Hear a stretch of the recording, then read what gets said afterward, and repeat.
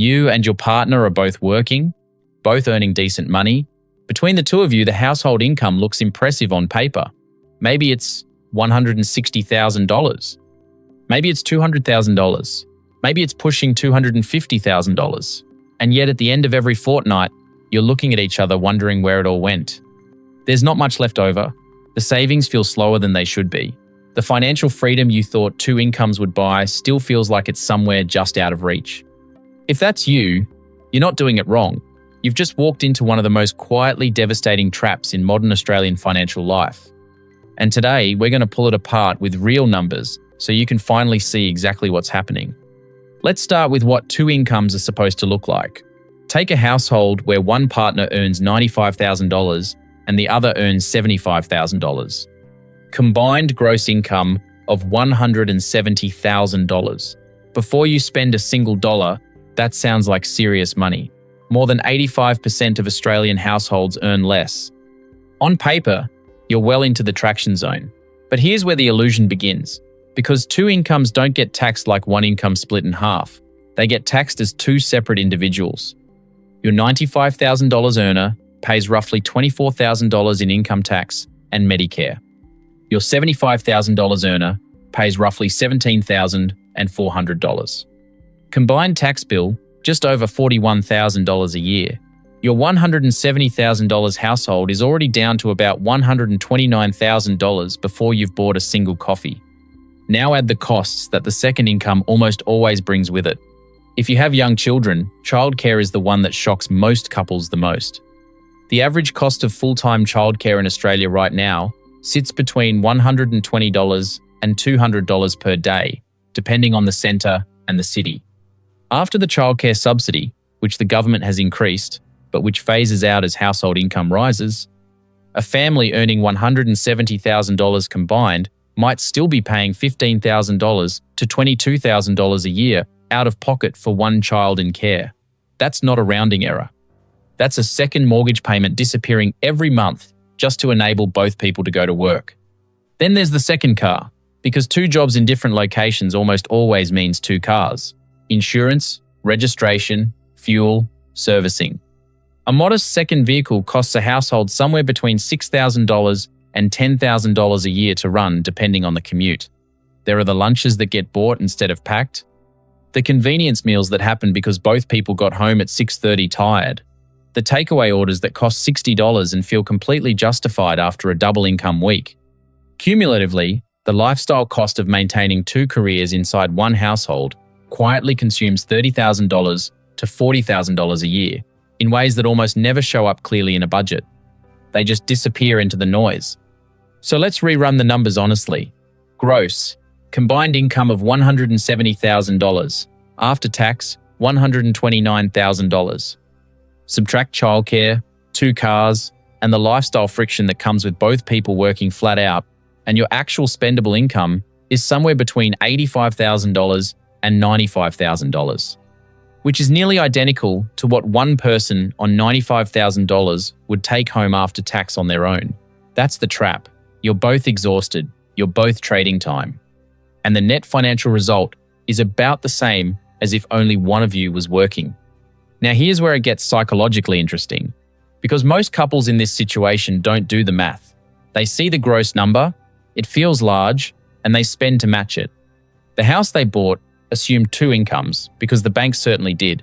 The mortgage that felt manageable on $170,000 combined feels terrifying the moment one income disappears, even temporarily. The ABS data backs this up. Around 35% of Australian homeowners reported difficulty meeting mortgage repayments at the start of 2026. A big proportion of those are dual-income households where something changed.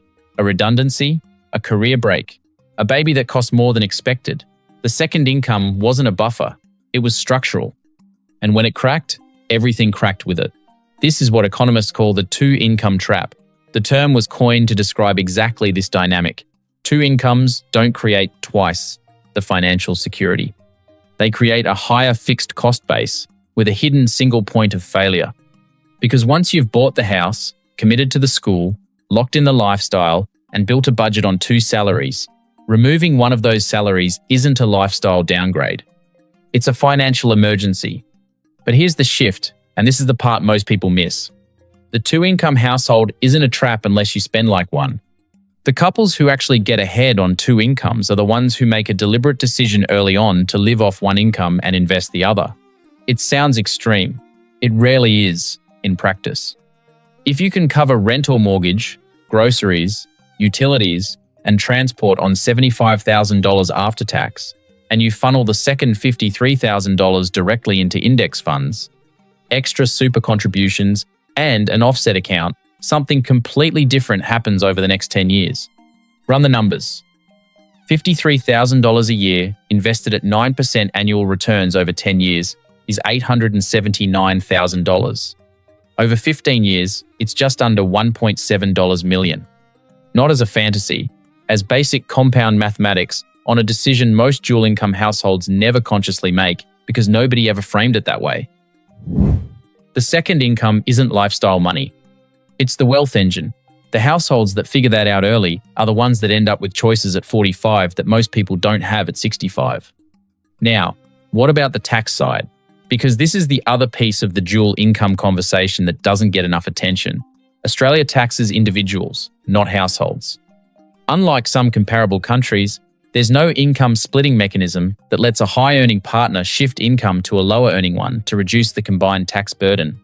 What you can do is use superannuation strategically, spouse contributions, salary sacrifice. If one partner takes time out of the workforce, the other can contribute up to $3,000 into the non-working spouse's super and claim an $540 tax offset. It's not transformative on its own, but stacked with other moves, it's part of the architecture of a household that's building wealth rather than just generating income. There's also the question of when to use the second income for debt elimination versus investment. If you're carrying a mortgage at 6% interest, paying it down faster is a guaranteed tax-free 6% return, versus investing in the share market where returns are higher long-term but not guaranteed in any given year. The answer depends on your rate, your risk tolerance, and your timeline, but the principle is the same. The second income has to have a job. It can't just vanish into lifestyle and call it living well. So here's the real takeaway. Two incomes is not the goal. The goal is the gap. And the best version of a dual income household isn't the one with the biggest lifestyle. It's the one that quietly, deliberately, boringly builds the biggest gap between what comes in and what goes out, and then puts that gap to work every single month without exception. If you're a dual income household feeling like the money should go further, it probably should, but not by earning more. By being honest about what the second income is actually doing and making an active decision about where it goes instead of letting it disappear. Because the couples who have that conversation early are the ones who look back at 50 and realize they built something most people spend their whole lives chasing and never quite reaching. If this one hit close to home, subscribe to the channel and turn on notifications. Thanks for watching, and I'll see you in the next one.